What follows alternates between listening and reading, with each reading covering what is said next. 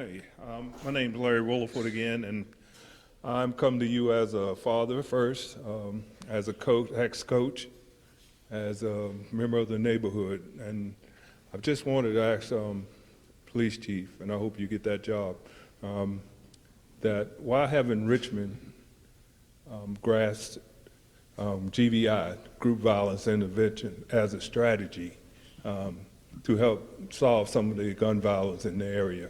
I know there's other programs, other things that we're doing with youth, a lot of the kids and younger people, which is great, and we need that. I've also worked in alternative ed, worked at Dooley School.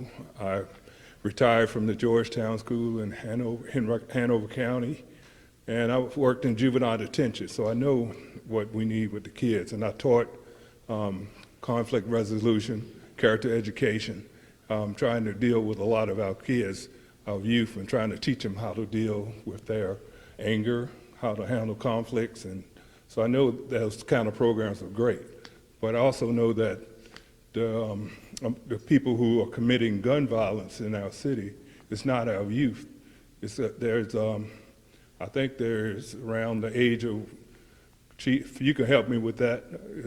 I was told that it's not always all of the youth who are committing these crimes of gun violence. What is that age span between the age of what? Do you have a sense of the average age of the perpetrators? It's mid-20s, and when we look at our victims, it's the same. So I think it's not our youth. It's not the young kids. Some of the most egregious use of violence is our youth, because they're not making rational decisions. They may be spun up on something else. But we have, you know, when we break down our murders for the year, most of them are in disputes. So it's not, like I said before, it's not like the drug corners that we used to deal with.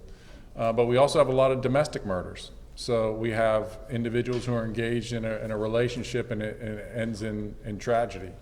Yeah. So, and that's what I understand. And there's a small percentage of people committing gun violence, and there's a strategy that GVI, Group Violence Intervention, and has been used in other cities.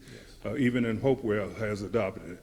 How come the city of Richmond won't take on that strategy as one of their interventions? well, I think what I can say is that we're doing some of the same things. So nobody thinks that the police are the sole solution to this. We're a symptom.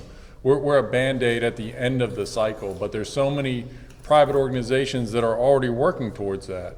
And, you know, so I am familiar with GVI, but when we talk about some of those tactics and techniques, we're just focused on what we're doing right now. So I know that there's a company. Are you part of RISC? I am. Yep. So there's a company that's approached RISC that is talking about this program, and it is going to other locations. Richmond's already part of the National Public Safety Partnership. That's a federal program that we adopted in 2021, where we are bringing in all kinds of experts to assess what we can do and how we can do it better. So, but I'm open to all of the above, taking all the tools in our toolbox. So if there's tactics you want to use, we can certainly collaborate, but I can just say that there's so many things that are going beyond what we're doing as an enforcement strategy. There's all kind of programs that the city's engaged in that we've been doing for years, and I think that, you know, while we're here talking about it, we're doing this forum. Nobody realizes we're 8% down in violent crime year over year over that time. That we're 25% down in non-fatal shootings.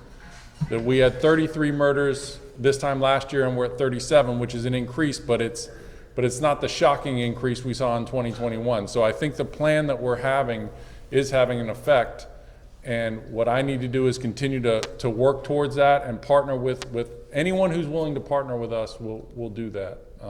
I just don't want us to try to reinvent the wheel when there's a strategy that's already been used and been proven.